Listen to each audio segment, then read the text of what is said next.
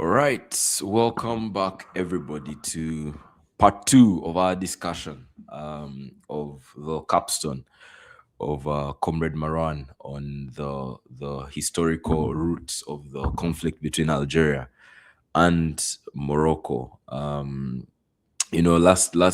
last part one, we were looking at the historicity. Where did we begin from? How did the conflict begin? How does Western Sahara fit into into that picture? And we're back at it again today with a discussion of some of the theoretical concepts that we think is important, particularly for our audience in the fourth generation initiative. Just to reiterate, the initiative is aimed at the project of political conscientization, and we've spoken of critical consciousness before, that as actors in our societies, we need to be empowered enough to understand why our societies are the way they are, right?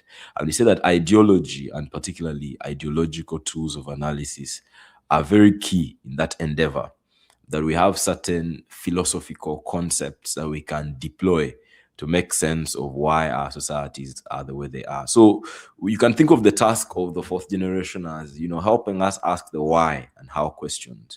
Why are we here? That is, how did we get here? Because historical development is a reality, right? We spoke and we've spoken over and over again about the fact that the way our societies are today is not the way they have always been, right? The idea of the nation state, the idea of a Morocco, the idea of an Algeria, as we looked at last time, was not always what it was, right? Yeah. Our societies have gone through, several periods of historical development, responding to different factors.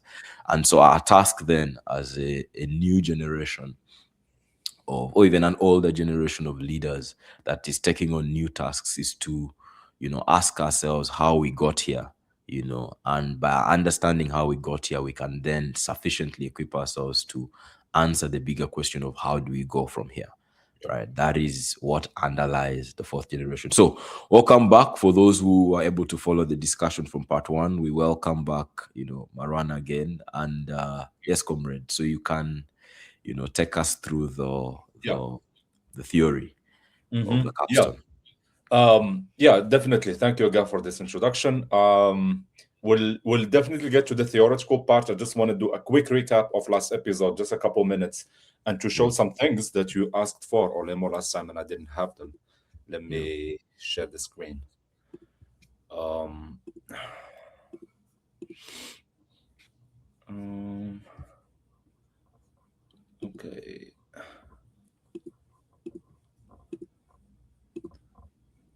Um, Let me share the entire screen. I can't see the presentation. So there should be an option there to. Yeah. I think I'll just do entire All screen. right. Can you please? Okay. Is it better like this? Perfect. Perfect. Yes. So you just want to maximize Yeah. each. You make it a Uh, slideshow. a slideshow. Let's go from the start. Yeah, let's go. I think Perfect. does it look good? Looks great. Yeah. So just a quick recap. Last episode, we basically went through the state building, pre-colonial state building efforts in both Morocco and Algeria before they were named Morocco and Algeria. In those territories, what did the state look like throughout throughout the history, basically, or since the Arab conquest in the 7th century? And Olemo, last time you asked about the different empires that the dynasties that passed by, like from again the Arab conquest to the French colonization, and Mm, we skipped through them. But now I want to just like share with you uh, quickly what it was. So, like we said last time, this first map here on the top left is the first Berber revolt, and we can see that it covered both parts of modern day Algeria and Morocco. And then after the Umayyad Arab rule ended, it was time for Berber or Amazigh dynasties, Islamic dynasties, to establish mm, their empires. And we can see again that they're covering both parts of, like borders that we have today did not mean anything at that time. mm, 9th to 10th century, we can again see different, like maybe like this is closest to what like the borders look today. But again, mm. the idea of the border was not present at the time. Yeah. The Almoravids of the 10th century or 11th century are one of the biggest empires. And if you can follow where I'm at right here, I'm trying to show you the region where the religious movements of the Almoravids came from, and that territory is in today's Western Sahara. So that also tells us, like Western Sahara is not a separate territory from Morocco or like other, like entities in the region. The Yeah. people did not have the idea of borders in their minds. Yeah. 11th, 12th century, we got the Almohad Empire, and they also pushed against the Spanish and the Reconquista. Mm. Again, covering all the way from Marrakesh to Tripoli, that is in today's Libya. 14th to the 15th and 16th century, that's where we see the end of the Reconquista, meaning that the Spanish and Portuguese are about to go around the world and conquer the New World. And, Mm. like, of course, they started right off their coast by attacking the Marinids and Zionids kingdoms in North Africa.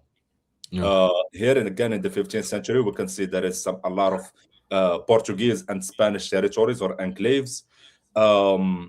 The 16th century, there is the Sadi dynasty that was successful in kicking out the Portuguese and the Spanish, but we can see there are very small enclaves here. Meanwhile, in Algeria, there is still the Zayanid kingdom, and they're also fighting Spanish incursions on the Mediterranean coast. The third map here is the current ruling dynasty of Morocco, the Alawid dynasty. And this is like their map of the Alawid Empire at the beginning of the 18th century. And Yeah. one thing I didn't mention is the conquest of Songhai Empire. That's why the Sadi dynasty expanded all the way to Timbuktu and Gao, which are in today's Mali. And then the Alawid dynasty inherited that territory, but with fewer, administrative control or presence. And then we're getting close to our modern times. This is a map at the beginning of the 18th century, and we can see that the Moroccan Empire or the Alawid dynasty lost a lot of territories. And then here again, we see that the Ottomans got to Algeria. Morocco was kind of like lost a lot of territories due to internal problems, disputes, and also the infiltration of European capitalists. And then we get to the French colonization. So what do you think, Olemo? Did we cover all the historical epochs that we think last time we didn't get to? Yeah, no, I think we've done a very good job to show historical evolution, right? Yeah. I'm reminded just briefly, even before we progress, of a discussion I had with a friend who were talking about the immutable. She was making a case for the immutability and inviolability of like African borders, right? And I was telling them that even in the pre-colonial period, I don't think the current conception of national borders that we have is what existed in Africa before. They were trying to continually make the case of the opposite, but I think this is sufficient proof, right, that throughout history we've had different configurations of time and space, different configurations of empire. Space was always, and borders were always under contest, right?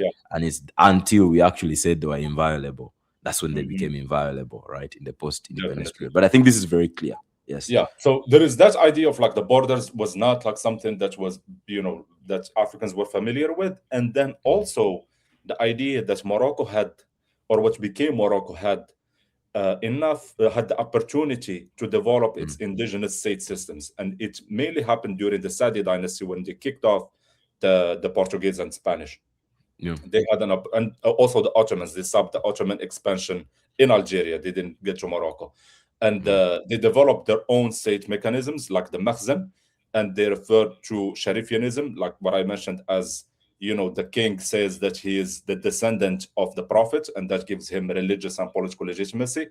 Meanwhile, Algeria was just there was the Zionid kingdom. They lost some territories to the Spanish. The Ottomans came to help them get rid of the Spanish, but Algeria became it was an Ottoman province until the French conquered it in 1830. So that's where we left last episode. And we also talked a little bit about the Western Sahara issue, and we mentioned that it came after independence, after there was already hostility between the two countries.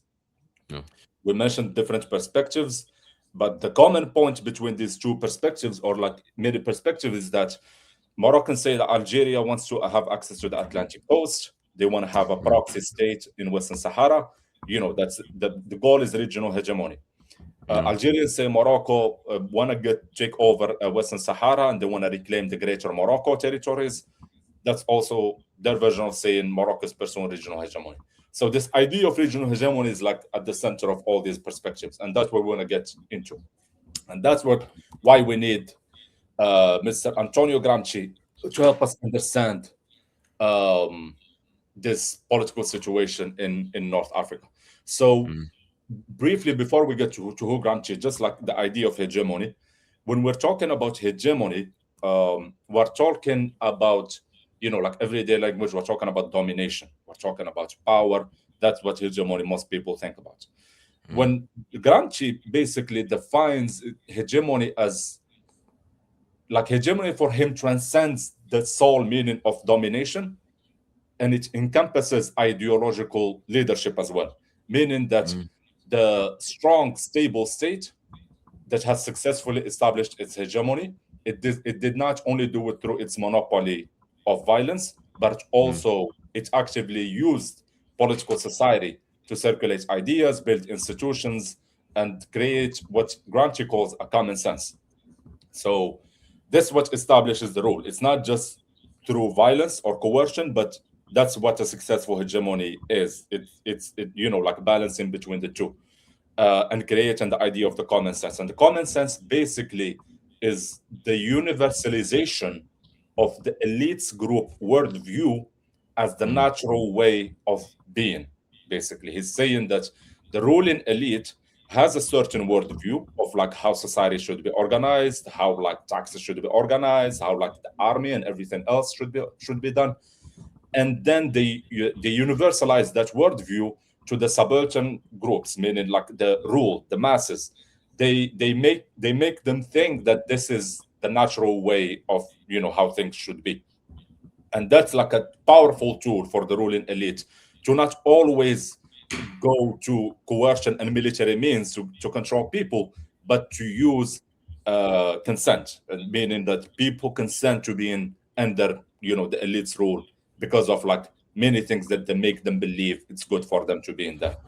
mm, So that's what Gramsci tells us about hegemony. So I just wanted to clarify that, like, definition, that we're not just talking about domination, we're talking mm, about both coercion and consent. yeah. And to tell you a little bit about Gramsci, he's an Italian Marxist, revolutionary activist from the 20th century, from Sardinia. I think Sardinia is in the south of Italy. So in the of Italy is not as industrialized. It's not as like rich as the north of Italy. So there's always also that factor to take in mind. And his like, what sets him apart from other Marxist thinkers is that he went beyond Marx in saying that so Marx tells us that the bourgeoisie establishes its hegemony or its rule through control of means of production, and Mm, that's what a lot of Marxist thinkers call economic determinism, meaning that we're only understanding that bourgeois control as from economic lens. yeah. Gramsci goes beyond that to say that it is not just like economically or like through control of means of production or through control or having monopoly over violence. It's also established through creating knowledge systems, creating institutions that reinforce the common sense. Mm, So that's how like Gramsci is relevant to the conversation about hegemony in general. yeah. And Comrade, as, yeah. as we go forward, right, to talk about why Gramsci, I just want to add a bit of, just context to Gramsci as well, Mhm. to what you've said. And that's the understanding. And this is very key for the initiative, because Gramsci is Gramsci is not just a theoretician and a philosopher, right? We since 2021 we've been saying this over and over again, that Marxist insight from the thesis, I think, on Louis Bonaparte, where it says that the philosophers have only interpreted the world in various ways. The point, however, is to change it. And Marx's emphasis, particularly on praxis, right? On praxis as being informed by theory. I Mhm. think Nkrumah would later on say that the revolutionary is a man who thinks as a man of action and acts Yeah. as a man of thought. And I think Yeah. Gramsci was the perfect embodiment for that, because he was not just a member of the, the Italian Communist Party, but he became Yeah. its leader later on, Uh-huh. right? Yeah. So he wasn't just a theoretician, he wasn't just a philosopher. But and I was looking at this, that actually his writing and his theoretical contributions earned him the attention then of Lenin, who went ahead to support him when the Russian Revolution Yeah. had become successful. And as you mentioned, then he was able to transcend Marx, Uh-huh. in challenging the idea of economic determinism. I just want to provide some context to that as well. Now, Definitely. in Marx's theory, right, um, Marx says that, you know, the principal driver of history is the class struggle, right? That is, society is distilled into several classes, and people enter into definite social relations. So at the end of the day, the decisive factor in how society moves forward, because human beings exist, they must reproduce their existence as human beings, and we must also produce what we need to survive, right? I'm just Uh-huh. taking us back to like to like the very core concepts of classical Marxism, Yeah. right? And it's how we then reproduce our existence and the relationships that we enter into as we reproduce that existence that determines how society moves forward. Let me just illustrate that very quickly. Yeah. At some point in human history, we had slave societies, right? Whereby you have the principal relationship there is the relationship between the slave and the slave master. Much of the Mhm. production is being done by the slaves, and then the appropriation is by those who own the slaves. It's not collective, it's not social. And then at some point, the relations of production come into conflict with what he called the means essentially of production, right? The material relations come into conflict, and then that conflict between the slaves and the slave master then results into the next phase of society, European society at that time, which is the feudal system, Yeah. right? Then now you have people, serfs working the land, and then you have a bunch of feudal lords who also appropriate, Mhm. what is being produced. So throughout history, you find that evolution, and then when that system, when the contradictions within that system also mature, now you find the capitalist class, the bourgeoisie of the 19th century, emerging from the womb of feudal society to challenge the hegemony of the feudal lords, right? Because they want to do things that the current social relations do not permit them to do. And then that is how capitalism emerges, right? And Mhm. then feudalism is overthrown in Europe. And then now, for why people called Marxist theory deterministic is because now in Marx's prediction and in some of his contemporaries and collaborators like Engels, the understanding was that eventually the same thing would happen within capitalism, that capitalism is producing its own grave diggers Mhm. in the working class, the people who Grave must, diggers. yeah, Yeah. must work in order to essentially survive, and survive in order to work, and all they have to sell is their labor power, and this is particularly within industrial Yeah. Europe. And so you find a situation whereby he thought, or at least they thought, that inevitably we're going to have a larger working class that's going to become conscious. Now that consciousness was not going to come automatically, but there would be a bit of Yeah. mobilization. Class consciousness would be mobilized for people to see that the system depends on them, much as they're not the ones who are appropriating most of the Yeah. gains. And then that would eventually result in the overthrow of capitalism and the replacement of that system with socialism, right?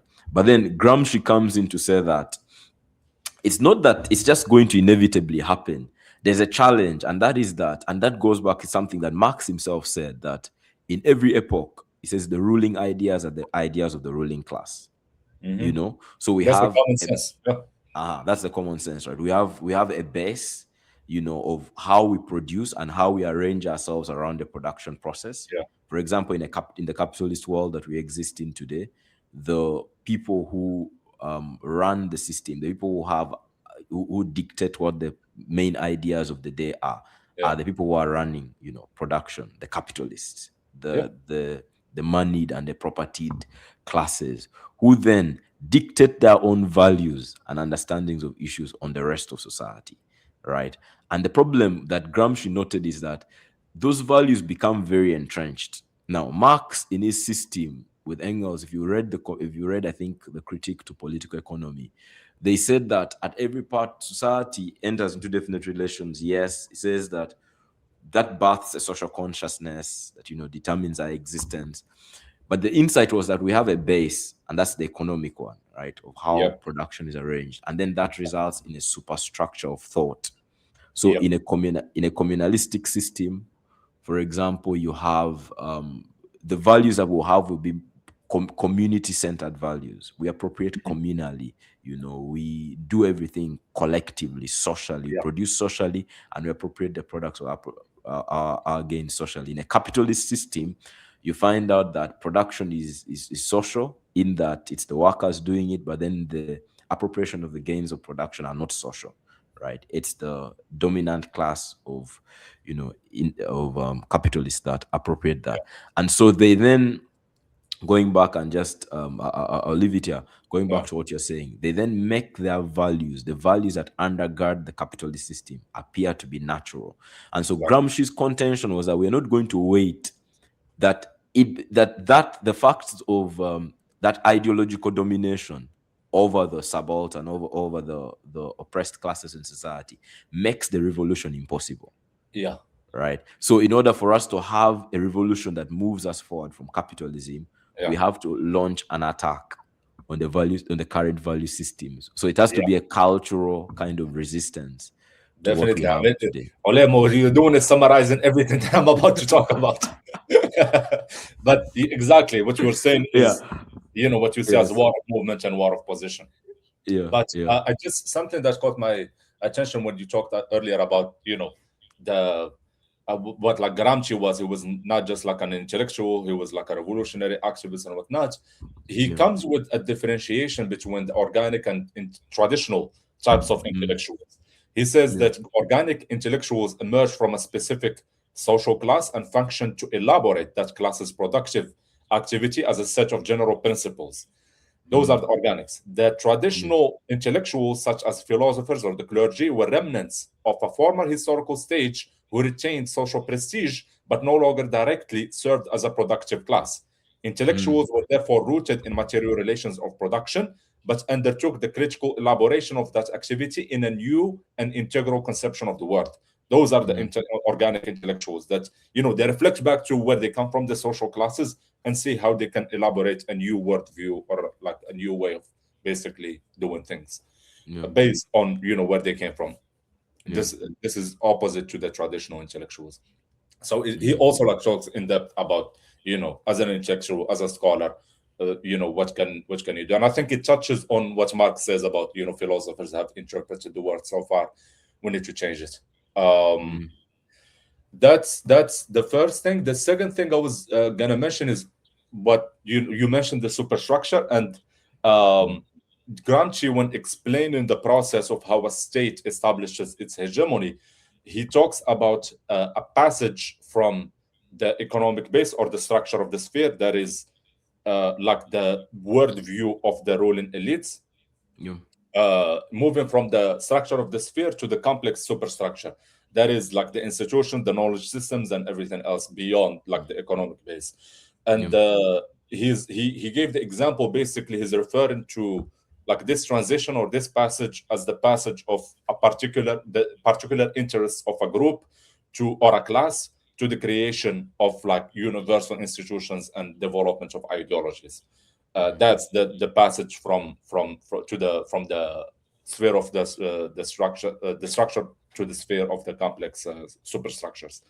Yeah. Um, so far we've just been talking about social classes. We're talking about like the socioeconomic conditions of different classes and how they interact with each other, the contradictions that are produced. But Mm. to talk about different countries and different states, we need to take Gramsci into international relations theory. And Yeah. that's what I used, or I read a lot about Robert Cox, who applies Gramscian theory in international relations. And he argues that, for example, the world that we live in today, there is a global hegemonic order led by the US and or like the Western civilization in general. And it's not done merely through like the 750 military bases that the US has around the world, but it's also Mm. done through the Bretton Woods institution like the World Bank, the IMF, and whatnot, and also through like ideas of the international law and things like that. I mean, speaking English as a universal language, that's also another sign of like the consent side of Yeah. hegemony. Like we're willingly wanting to learn and speak English.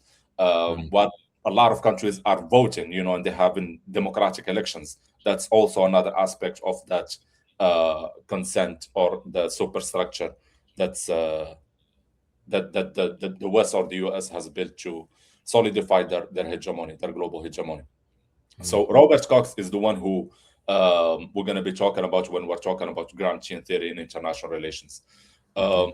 Um, I think we talked about hegemony, common sense, passive revolution. So passive revolution, so Gramsci in analyzing different societies where hegemony hasn't been solidified or hasn't been or like still is incomplete, he introduces the concept of passive revolution to refer to the process of co-opting all resistant or resisting elements against the ruling elites.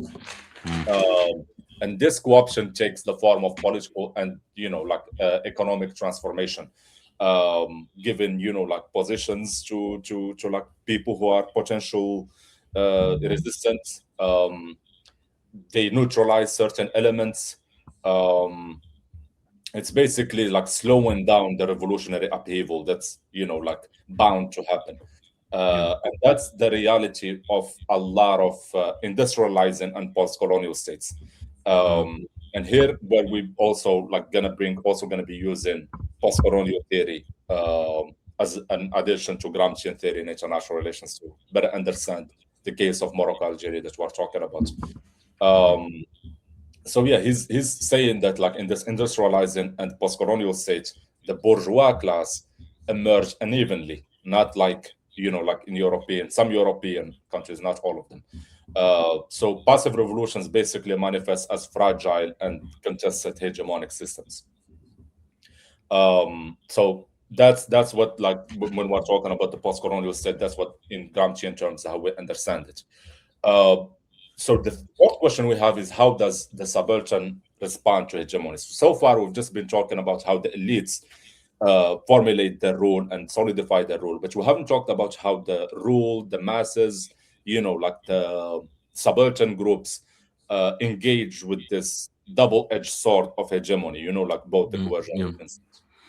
Yeah. And some of the scholars that we're going to be using are David Layton and Obaba Moye, who I think Leighton applied Gramscian concepts to colonial Yorubaland, and he analyzed how British authorities institutionalized hegemony by Mm. co-opting local leaders, and by co-opting also local traditions and embedding their role within indigenous frameworks of legitimacy. Mm. And there is like other examples of other scholars thinking about, for example, when we're talking about passive revolution, they give the example of Senegal uh, Mm. doing a passive revolution, that means a revolution from above and that focus on democratization. So Mm. that's the case of Senegal, for example. That's how the post-colonial state solidified its role. And when you look at Senegal, in West Africa, it's one of the stable countries that haven't had many coups or like a lot of instability. Yeah. So obviously there is a lot of literature um, talking about Gramscian theory in African studies or post-colonial studies in general.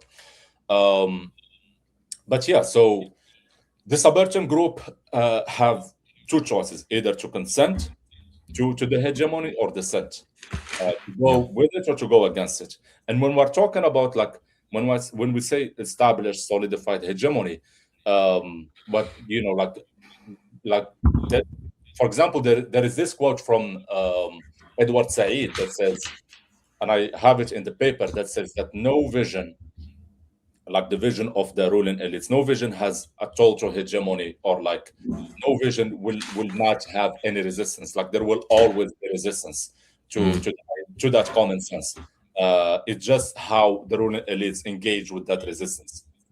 So when we're going to be showing like the conceptual framework of like the theoretical application, we're going to be talking about how different subaltern groups react or respond to the hegemony. And Obama Moye that I mentioned, has done a lot of research on dissimilarities between different subaltern groups. Why a certain, like, how did the Senegalese subaltern groups respond to hegemony is not the same way that it's happened in Algeria. It's not the same way that it's happened in Morocco. So that's something else that we're going to be talking about. And then war of movement and war of position. To quickly go over those is, so for example, he Gramsci in prison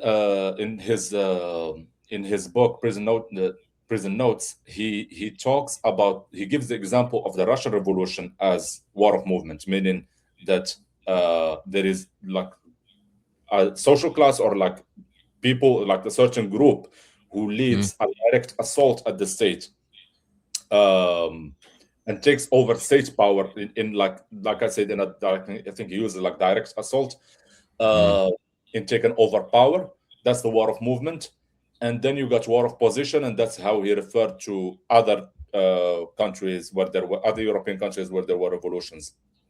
And the war of position, how different it is from the war of movement. It's not a direct assault at state power.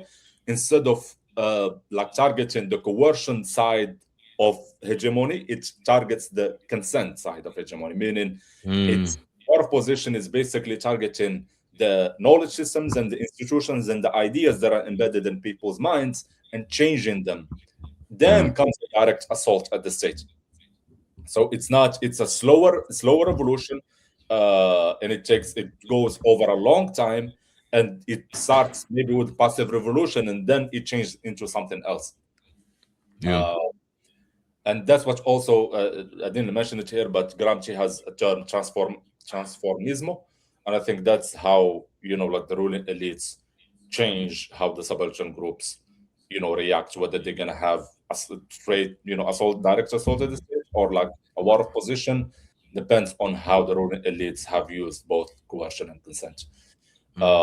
And that's what also Obama Moya talks about when he's talking about the past experiences of the subaltern groups, because those past experiences, and whether it is an alternative ideology, which we'll get to that, decide how those different, groups or non-dominant actors respond to hegemony. Yeah, comrade, Yeah. the bit about the debate on the war of movement and the war of position, because obviously when Gramsci postulated that, it was in opposition to people like Rosa Luxemburg, right?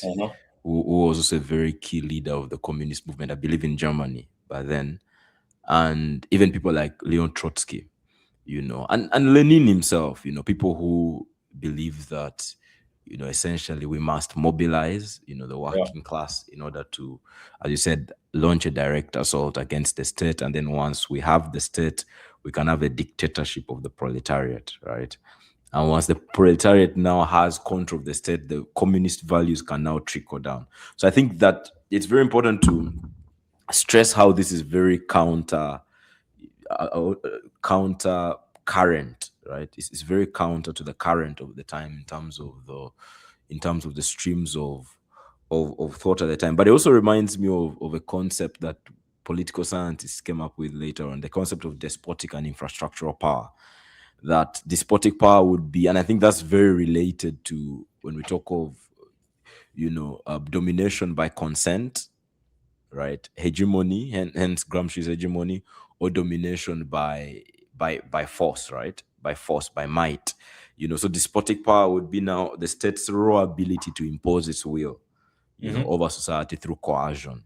And then infrastructural power is how the state works through civil society to secure the consent of the governed. So I think those concepts, they're very interrelated, concepts that are all linked to that concept of hegemony. But also for a bit of context, hegemony as well, I think when you interrogate the original usage of the word, first with the likes of Lenin, and some of the officials within the Communist Party in Russia and the likes, the term originally referred to a class alliance, right? You pointed out something that in every society there will always be resistance. Like as long as you have more than one individual, there will always be a contest of ideas. And so what happens essentially is that then if you have an alliance of classes, then you can have one group that then gains intellectual and moral leadership. And I think that's what sets apart this concept of hegemony. Yeah. That if, say, the working class takes power in, like it did in, or at least the Bolsheviks in Russia in 1917, they ally with, they get different, allies within, Yeah. Russian society, and then that is how they gain intellect after persuading those groups, or maybe coercing those groups into their, Mhm. into their coalition. That is then how they gain intellectual and moral leadership over society, to Yeah. dictate the direction of society went to. Yeah. Yes, sir. No, definitely. Mhm. Definitely. And just like to also like elaborate on this point of the work position and just thinking about like how we Mm, know today there is a lot of protests around the world. I mean, we talked earlier about the Gen Z protests, mm, uh, and you just see how blunt and direct how those protesters are. yeah. um, and it's not like you read Gramsci and you read War of Position and you see like the wisdom in patience and wisdom in attacking the minds first before Mhm. going to burn the parliament or before Yeah. going to burn, army barricades and stuff like that. Yeah. So yeah, there is like I think it's definitely worth sitting with and just like comparing what this Mm, War of Position means and how protests are being done today. mm, But yeah, we defined the terms. We briefly talked about how we're gonna basically adapt Gramscian theory or how Robert Cox adapted Gramscian theory to international relations theories, and mm, also mentioned a little bit of colonial and postcolonial theorists who talked about Gramsci. But I wanted to share this passage from excerpt from the paper. Excuse me, that I think it's one of the like powerful excerpts in the whole paper, and yeah. it basically touches again on like how Gramscian theory is relevant in postcolonial studies. So, Mhm. according to Obama Moye, I'm just going to be reading this. Historical experience plays a decisive role in shaping hegemonic structures, especially in the colony.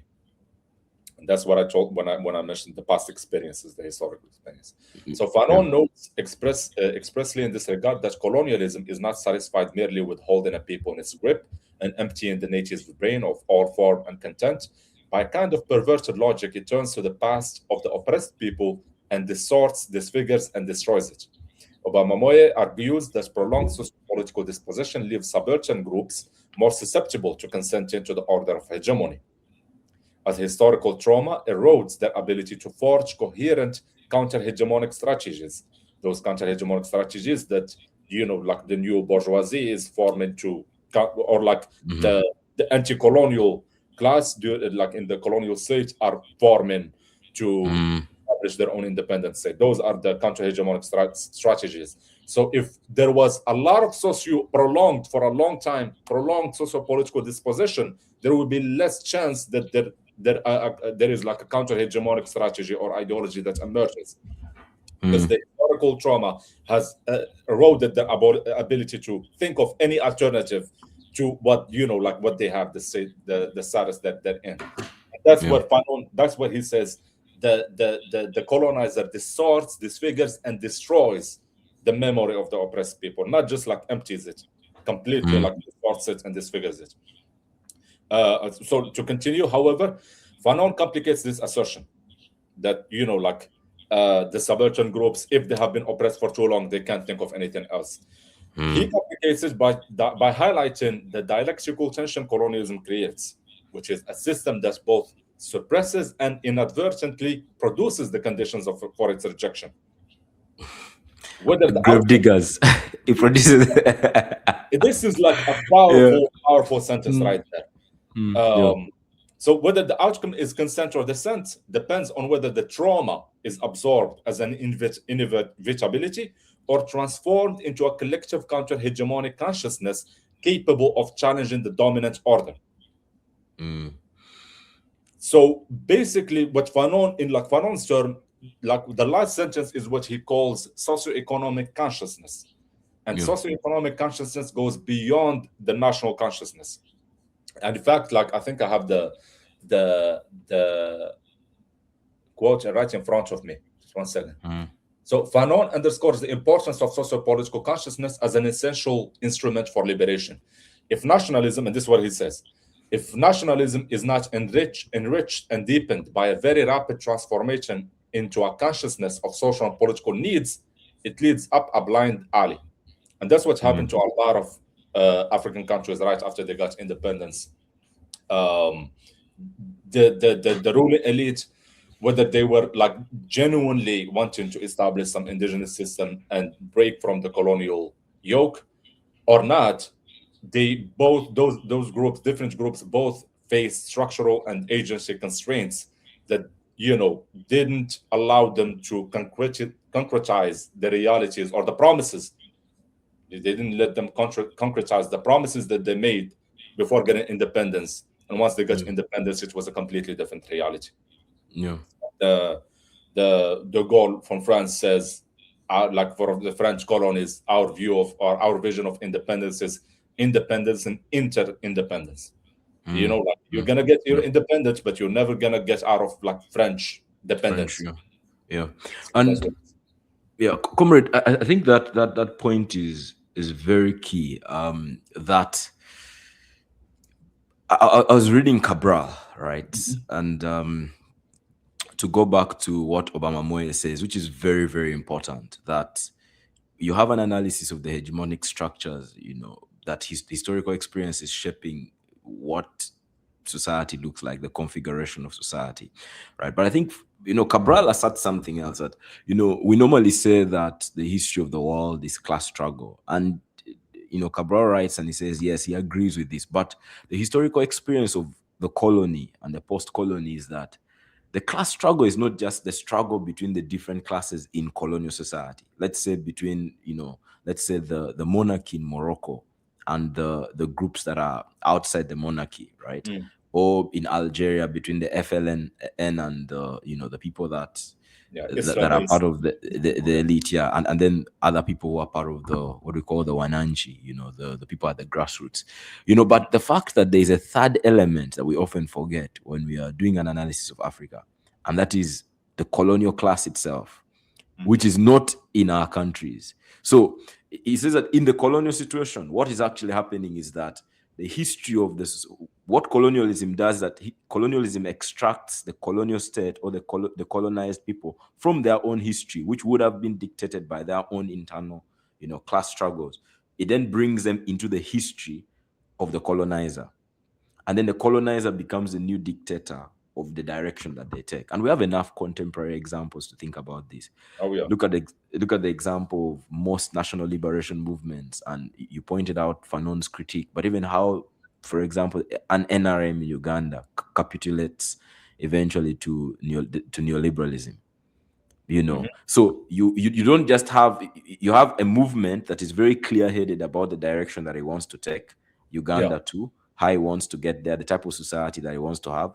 But then that society or that movement is then forced to capitulate to pressures to configure their societies differently externally. And so now you have a third actor. So it's not just internal class struggle, but there's Yep. also now a third actor that is dictating our history still from the outside, even in the neo-colonial phase at post-independence. So I think this is very important, just to stretch the analysis, Obama Moye's Yeah. analysis a bit, that historical experience also has to do with not just what's happening internally in our countries, but with Yeah.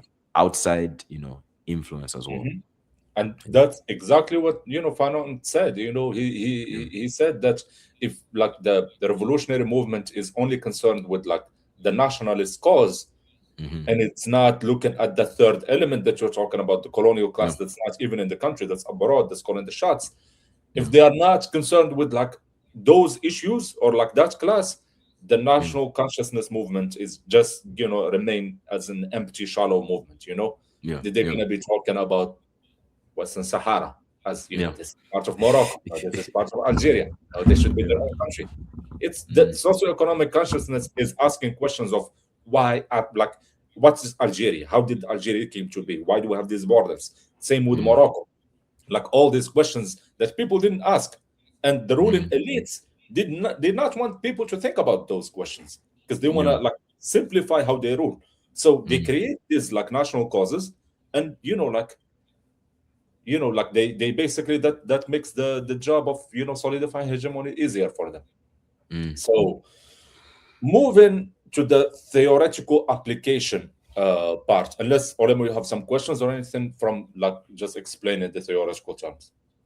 No, I think from just back to that previous slide that you Yeah. had about Moye's contribution and Fanon eventually, about how colonialism, sort of infantilizes people, right? That it can act as an impediment against motion, right? Forward motion.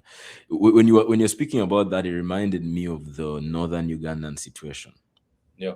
And what is the northern Ugandan situation? This is a region of the country that historically had been marginalized in the colonial phase, all right? But even with the emergence of subsequent movements, subsequent political organizations in the country that wanted to mobilize the entire nation, right, towards some kind of nation building project, you saw a lot of historical violence that the region suffered. There was violence from itself. You had the Lord's Resistance Army, the LRA of Joseph Kony, that came in, traumatized literally a lot of people, right, in the region, and different attempts within, the region because in Uganda, historically, there has always been this north-south split, right, Hmm. and that conflict that has existed for several reasons. But you see that at some point now, Uganda is, like, as we speak, that we're in the process, they're in the process of counting the votes of an election, right, to see, Yeah. who is going to run the country for the next 7 years or 5 years. And you see that already there's this skepticism in the mind of people that we don't want war. Why? Because we are tired, right? We are tired. So where I come from, people would say things like, okay, we've been running, right? Like, we don't want to run again. We want to settle, because there's a history of people being in internally displaced camps due to various groups both within, and then later on, even when the Museveni state came to now pacify the country, Hmm. and eliminate, like, when in that process again of establishing hegemony over the country by eliminating alternative centers of power, that occasioned even more trauma on these people, Hmm. right? So now, when people are going to an election, it's very easy for the state to harken back to those dark times, quote unquote, to say that, do you want to return back to these times of uncertainty, or should we just keep this wheel running Yeah. and rolling, right? So when you're talking about Obama Moye's argument about how social political disposition leaves certain groups, susceptible to hegemony, because of historical trauma, it brought Hmm. back that beat, right? And I think that is a classical case of a people that then say, "Mm-mm, like, we don't want to go back there." So either Yeah. the elites want to contest their politics, or we Yeah. want is a peaceful outcome, because Yeah. we're tired of Yeah. conflict. No, definitely, Yeah. definitely. I think that's a very good example. And Mm, like thinking of Morocco and Algeria, mm, we go back to this map. Uh, I mean, Morocco was a protectorate from 1912 to 1956. yeah. Algeria was a settler colony from 1830 to 1961, 62. Yeah. That's more Yeah. than 100 years. Yeah. So the same violence did not happen in both colonies. There wasn't Mm, like the same way, like the trauma that the collective trauma that Algeria went through is nothing compared. I mean, I wouldn't like compare the traumas, but yeah. like talking in this like line of analysis, the colonizer, what they have done to Algeria over time, the atrocities are more than the atrocity that they've done to Morocco, and that's a fact. Yeah. Yeah. The atrocity, again, we don't compare the pains of like different people, but um, it's like a colonial policy at the end of the day, how they dealt with the colonized, and that means like based on the past experiences of Algerians, the counter hegemonic ideology that they're gonna develop is definitely not gonna be the same as the Moroccans, Mm, yeah. and that's where we're gonna get to when we're talking about when we're applying the theoretical application, the Gramscian theory, in how Moroccans and Algerians both established their hegemony. So here we have the hegemonic order, and this is what it uses. This is the common sense that it uses, and this is the response of the subaltern group. It's either going to be consent or dissent. So the subaltern groups in Morocco are the civil society and marginalized groups, and their response to the hegemonic order, whether they're going to consent or dissent, is based on these three elements. So there is the past experience which dictates how the alternative ideology is going to be like, and whether the socio-political consciousness, like the Fanon said, whether it transcended nationalism and it got to the socio-political consciousness, or it didn't, and it was limited to nationalism. Yeah. And so, in the case of Morocco, the hegemony that was established by the ruling elite after the independence, which again, a very good, very like a good opportunity to clarify the difference between the two, between Morocco and Algeria. Morocco had a treaty, Aix-les-Bains, that they negotiated with the French their independence. The Algerians had to fight a war, Yeah. which allegedly they say they lost 1 million martyrs. That's why it's called the country for 1 million martyrs, and even they Yeah. say even more, like their losses. So that's also like just us how different the experiences between the two. But yeah, so the Moroccans got their independence. So like let me yeah, so we're talking about the sacred monarchy as the main hegemonic order, and to like go back to last episode, we talked about how the the last two dynasties in Moroccan history, the Sadis and the Alawites, they both Mm. refer to Sharifianism, to simplify the rule, or like to basically solidify the rule. Mm. Um, and what Sharifianism basically is like claiming the ancestry from the prophets, and that gave them religious and political legitimacy. So Mm. Morocco is a protectorate. 1953, the French exiled King Mohammed V to Madagascar, and a lot of so the exile came after the announcement or the proclamation of independence. So about 40 or 41 individuals coming from different, like most of them were from a like petty the petty bourgeoisie, and a small intellectual class, and mainly traders as well. Um, and the king, they all Mm. wrote, like a document that asking the French for independence, blah blah blah blah blah blah blah. That was 1953. The French sees that the king, is like working with the nationalist parties to get independence. They sent him to exile in Madagascar. Mm. And Abdel Munjib, like this, like a prominent Moroccan historian and scholar, says that Mm. that moment of the exile of the king was the start of the end of the French protectorate, because after the king is exiled, the nationalist parties and the nationalists in general, these individuals, they go out, and we're talking about Mehdi ibn Barka, who's like a big transcontinental scholar, and many other people who participated in non-alignment and other movements at the time. Yeah. Uh, what they did is they mobilized Moroccan society around the idea of the king being exiled. That the French came and Mm. our king Yeah. outside the country. It got to the point, and this is like a story that I have been told when I was young. It got to the point that a lot of Moroccans in the 50s claimed that when the king was exiled, they claimed that they could see his face on the moon. So that's how I'm Mm. telling you, the idea of the Mm. sacred monarchy is powerful in the Moroccan Yeah. minds. Yeah. And to Yeah. claim that you see that they're like people, like I have grandparents that they say, no, I saw Yeah. him on the moon. So who Mm. did you see? But like it all goes back Yeah. to the efforts that the nationalist parties, the mobilization of the population Mhm. around the idea of the sacred king who's Yeah. exiled. Bring Mhm. us back our king. So that's what led to the protests in Casablanca and different cities. That's what led again to the rise of rural resistance, armed resistance against the French. And like I said, that was, or like Mujib said, that was the start of the end of the French protectorate system. Yeah. So Uh, that, uh, Comrade, I'm just going to mention this one thing, because a question that naturally one would ask, even in regards to Morocco, is how did it survive like republicanism, and how did it survive Republican protests, like for protests to kick out, the monarchy, like people were attempting in Eswatini and everything, and that's already an answer, about the narrative that has been created around the yeah, monarchy, and how, the king is essentially a god. exactly, exactly. Yeah. It's Yeah. not, in my lifetime, I haven't seen any protests against the king in Morocco. There haven't, and I don't think there will be any. Like, Oh.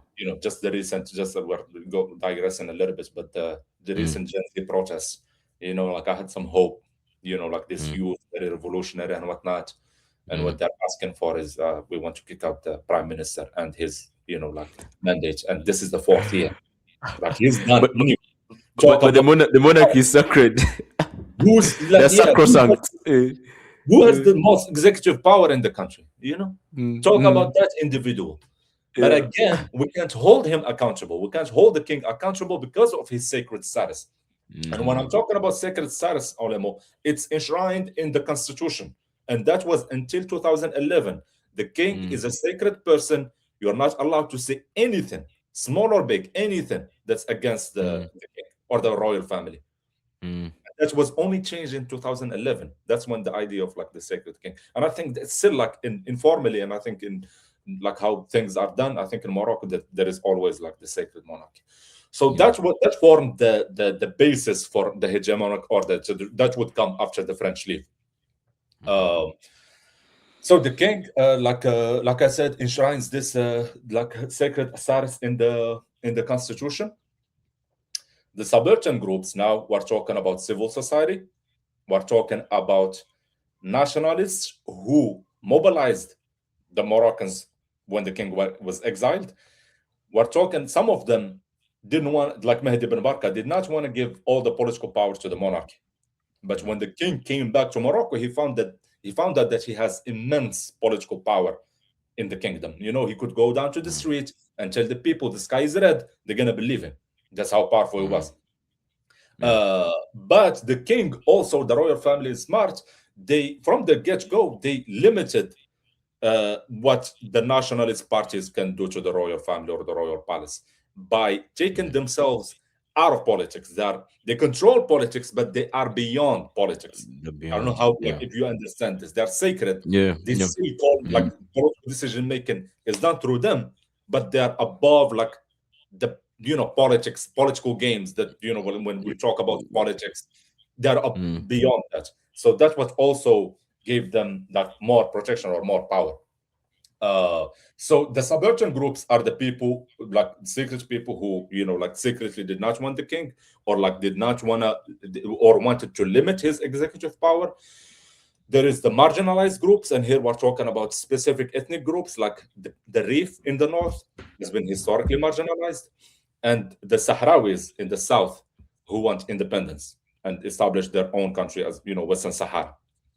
So those are mm, like the main subaltern groups that had to, like either the central consent to the hegemony of the uh, like the royal elites and how they're creating this hegemony.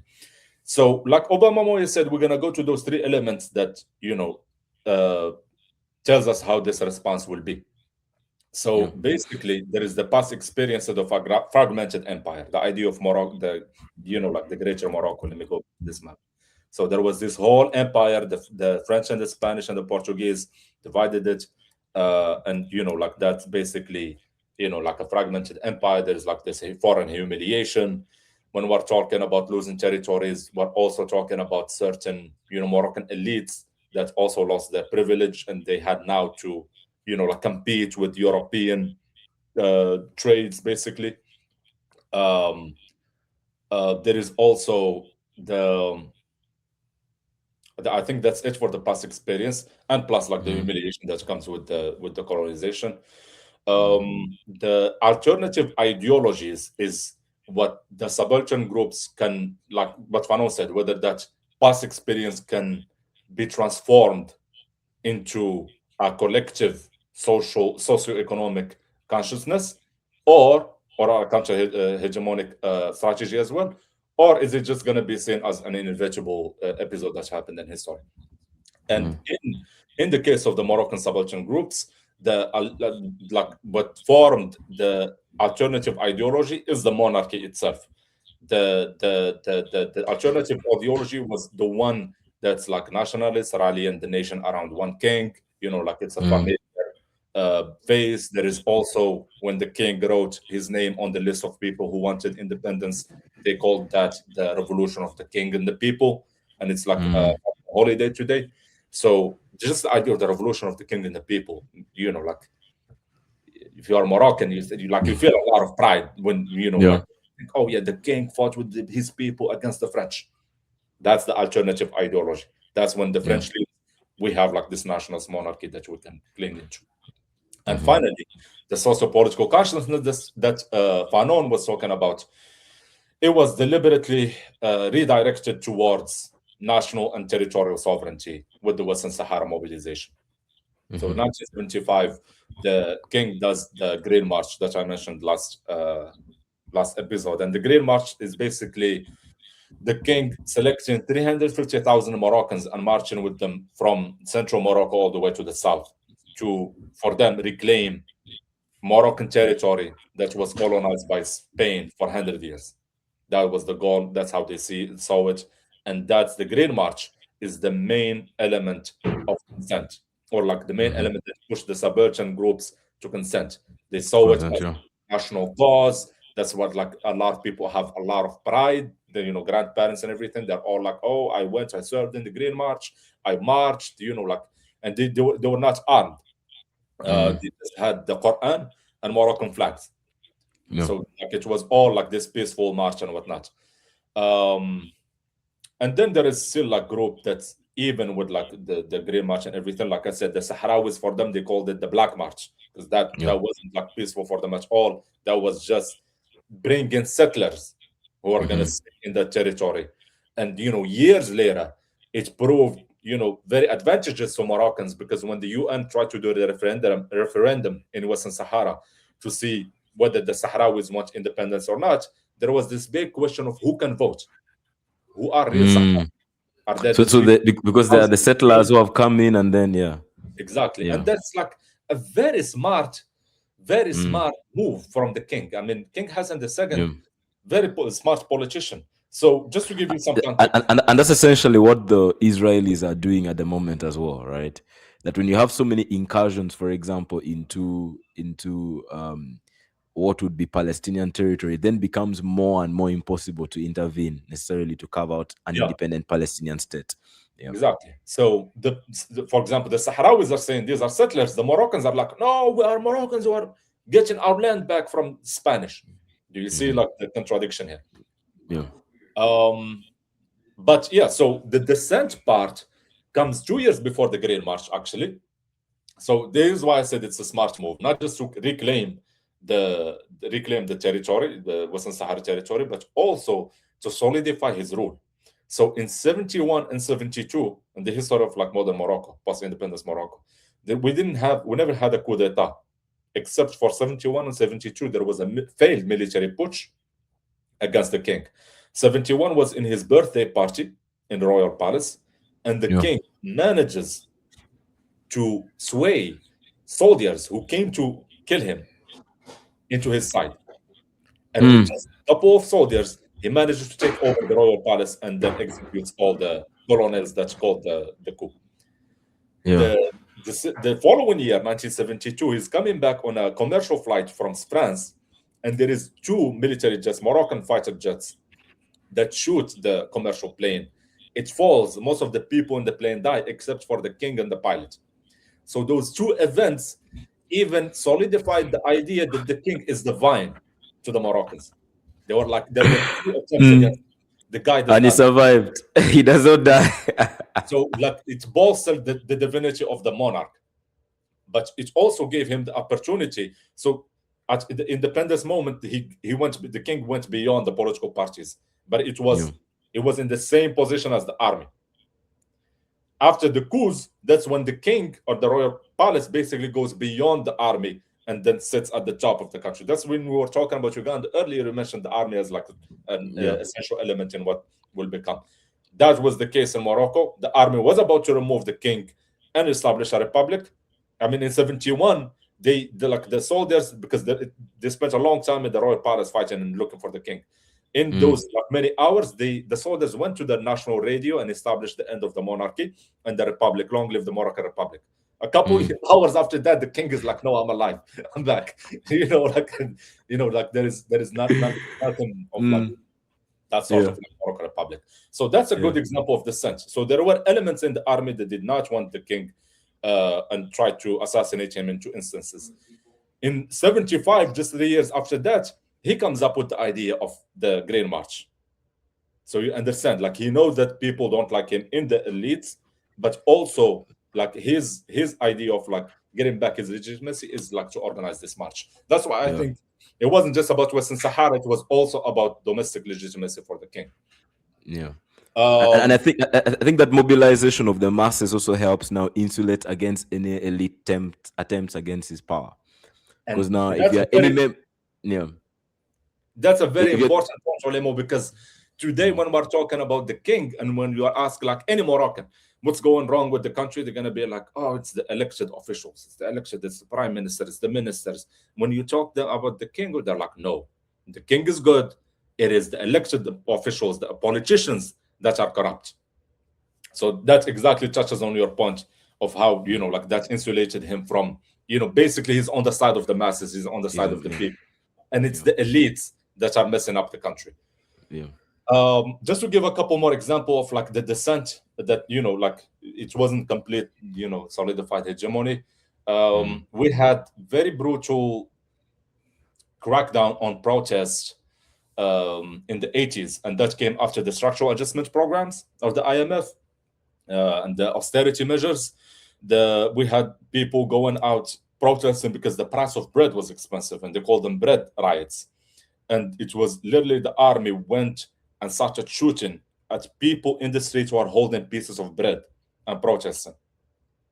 That's how bad it was. When I told you under King Hassan II, there was in the 70s we had a period called lead years, and it basically referred to a lot of political repression against leftist groups.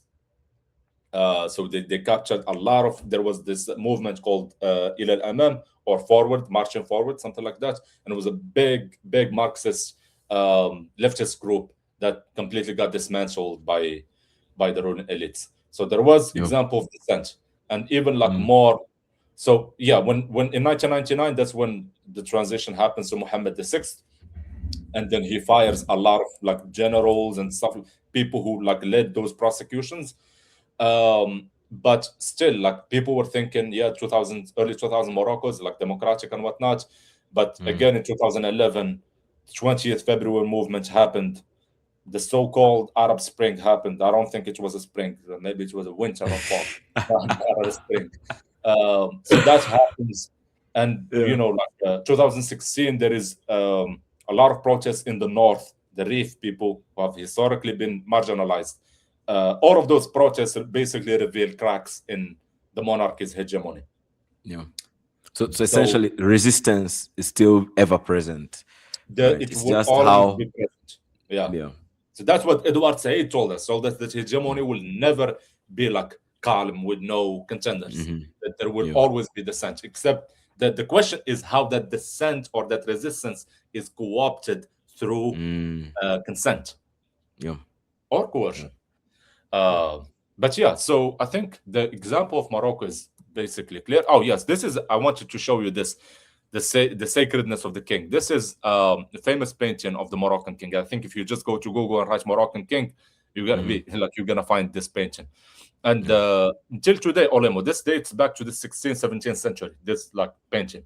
Until mm, today, there is the same tradition of the king coming out on a horse while all the governors of the country, all the elites, they literally bow down to the king mm, in a ceremony.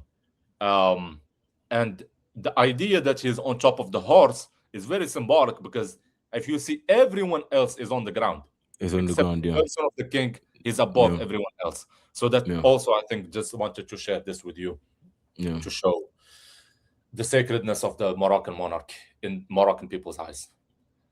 It, And it, it's, yeah, it go ahead. is yeah, comrade, it's very interesting because even though when you look at many of the leaders that we have on the continent, right, and we can debate whether or not that is there are alternatives, right? If there are other ways that can be done, even people that countries that claim on paper to be republics, Mhm. right, where certain members of the elite have secured a certain amount of autonomy from society, you see that transformation into a version of the philosopher king, Yeah, right? And yeah. sometimes even by by the acquiescence of the population itself, you see an inability to question the autonomy and the position that some of these people have established over society, right? You see, like this symbolism that you're invoking, for example, you see it so often even in Ugandan politics, right?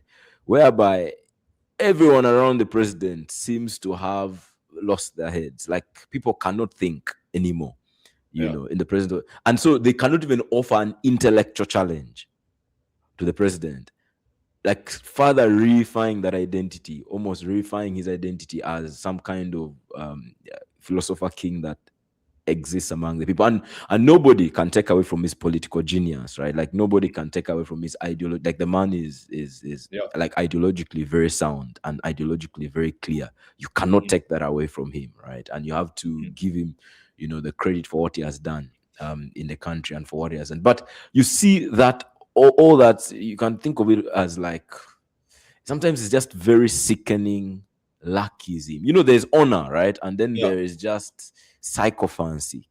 You see somebody coming and they're kneeling down and begging the man to run for another term in office, and you see a party that internally has forever been unable to mobilize any Yeah. internal opposition against the president. And that just speaks to this specter that, like, it's like a cloud, a dark cloud that is pulled over people's minds, right? And sometimes I don't even think it's by the intention or the orchestration, at least in a context like Uganda, of the president himself, right? You see in countries on the African continent whereby the president does not even live in the country, and Yeah. yet somehow within that country there's never been a possibility of mobilizing any internal opposition against this image, against this specter of somebody who has been able to, insulate themselves entirely from the society at a go. And even people are aware of the fact that the man lives. When people say sometimes, I know it sounds defeatist, but when people say that people get the leaders they deserve, people very aware of what is happening.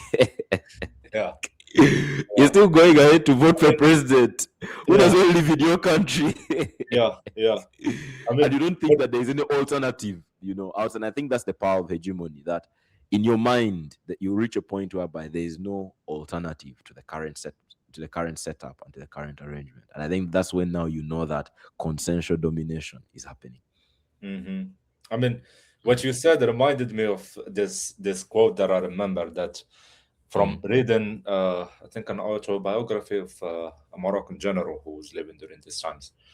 mm, Um, so it's not like an academic source or anything, but I mm, remember reading that the French resident general there at the time, seeing what look, when the Moroccans were like, we see our king on his face on the moon when he was exiled. mm, He mm, basically said that he was reminded of the stupid fanaticism that African people have for their mm, rulers or for their leaders. mm.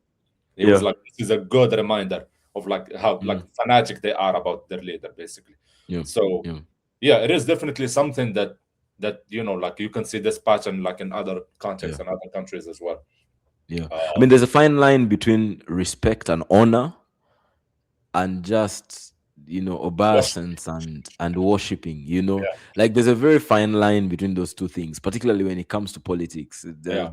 And that line can quickly sometimes be lost on people, And it gets very, even very much. more blurry when Mm. the political legitimacy is intertwined with religious legitimacy. Aha, Because yes. that's like he's sacred. He's not just the political Yeah. leader. He's God's chosen to rule the people. Untouchable. And exactly, above everyone else. So Mm. that's Morocco, Yeah.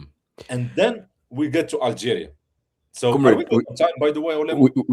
Comrade, we may need to Add another postpone 30 the discussion on Algeria, because you know the FLN and a lot of how how that Yeah, movement came about. That's a very rich discussion that I do not yeah. believe that we can you know tackle judiciously. We can't do justice to it in a couple Okay. of minutes. So I think we'll conserve that for the Mhm. for the next discussion. Yeah. How the FLN and the elites in Algeria have been able to establish hegemony, Hmm. over society. But as the discussion went on, I was reminded of, I don't know if you're familiar with Václav Havel.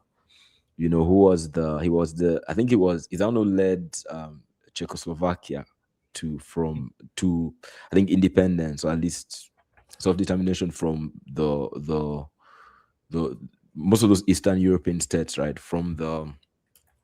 Soviets. From the orbit of the Soviet Empire, Oh, right? oh yeah.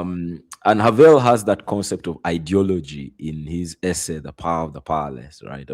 Famously, he begins it by saying, there's a specter haunting Europe, the specter of dissent. Obviously, you know where that comes from, Oh yeah. taking from Marx, right? Uh-huh. And his portrait of ideology is Oh, good. very important. He talks about ideology as a system of appearances, right? And as a Yeah. system that, and totalitarianism generally as a system that enslaves even those who are adherents of it, that we create illusions and then begin to believe in those Yeah. illusions and then begin essentially become enslaved to it, that even the elites themselves get to a point whereby they become so used to the rituals and the routines that there Good. is basically no way of getting out of it. So he has that concept that people deceive essentially their own consciences. He has that there's that there's that image, a story that he paints in that essay about how there's a green grocer, right? Like you come to the grocery every time, and then you have like all those posters that appear, where at the place that you are, and even you yourself, you buy the poster and you put it up. Maybe like, let's say, for example, in this case of Morocco, you are hailing the king, but you don't know why you're doing it. Everybody's just doing it. The images are everywhere. The power is everywhere. And I think that I know there's this again Eastern European philosopher. I think Yeah. Zizek, yeah. He has a lot of critiques along those lines of ideology, right? Mhm. Being a false consciousness, essentially. How Yeah. we reduce, complex phenomena to be able to justify how we see things, essentially. And we've done an episode on ideology and tools of analysis in the past. So for those who are viewing and following the discussion, you can definitely, look that up on any of our platforms on the podcast. But yeah, Marwan, you can give us a closing statement or at least a recap of the Yeah. essential bits from today. I know I preempted a lot of the bits on hegemony at the start. That was not the intention, Yeah, but yeah. you can just give us. I was laughing. That's why I was laughing at the beginning because like this exactly what we're gonna be Yeah, talking about for the next hour. yeah. I thought I was going to discipline myself to stop at Marx, but Yeah. um, It's hard. It's hard. Like ideas keep coming. Yeah, yeah, that's why it's good to have these conversations because it's really, refreshing, and yeah, it's good that we keep, extracting these tools to help us mm, understand political situations around us. for So sure. I think for the recap, I think we understood first how pre-colonial state formation happened in both countries. Morocco Mhm, had the chance to develop indigenous state systems. Algeria did not. mhm, Then we get to the colonial episode, complete different colonial experiences. The collective trauma of each one is completely different. yeah, The colonial policies are different as well. How they got independence is completely the one signed the treaty, the other fought an 8 years war with the French. And we looked at the main elements of like Gramscian theory, that is, how hegemony functions, how the common sense is created, and how the subaltern groups respond.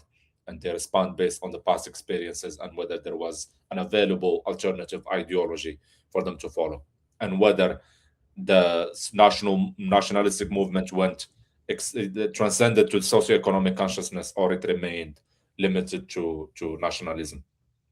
mhm, We looked at the Moroccan example of how hegemony was formed around the sacred monarchy, and we're going to be looking next episode at the case of Algeria with the revolutionary FLN and the revolutionary state, and the Cold War dynamics between the two countries. In like, we're going to have a similar diagram to this that mhm, basically talks. Let me actually show you quickly. That basically talks about the word author, and yeah, basically that would be the theoretical application, and then we can just have a quick discussion about the different interviews that I had with people from the UN and some scholars who talked to me about this issue. I think it's super relevant yeah. to the discussion. That's the agenda for next episode.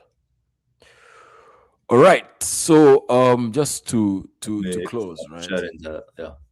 Yeah. So just to close, thank you very much again, Maran. I think it's the thesis, the capstone alone has opened up a lot of discussion points, and I Mhm. think definitely the rigor of it is well within the spirit of what we are trying to achieve, or we're doing Yeah.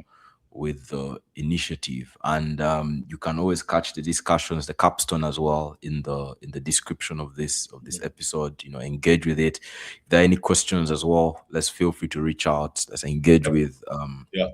the initiative on all our platforms, engage our writing, and look forward to more on the Substack, different Yeah. podcast platforms. And I think if there's anything that today's discussion, and even the previous one on the capstone has showed us, that we must dare to think, right? And I think that is that's the least thing we can do, as young people, and that's something Yeah. that we have the power to do right now. Like, we must be courageous enough to think, Mhm. and to think beyond even what we are offered day to day. And that is the spirit of socioeconomic, Yeah.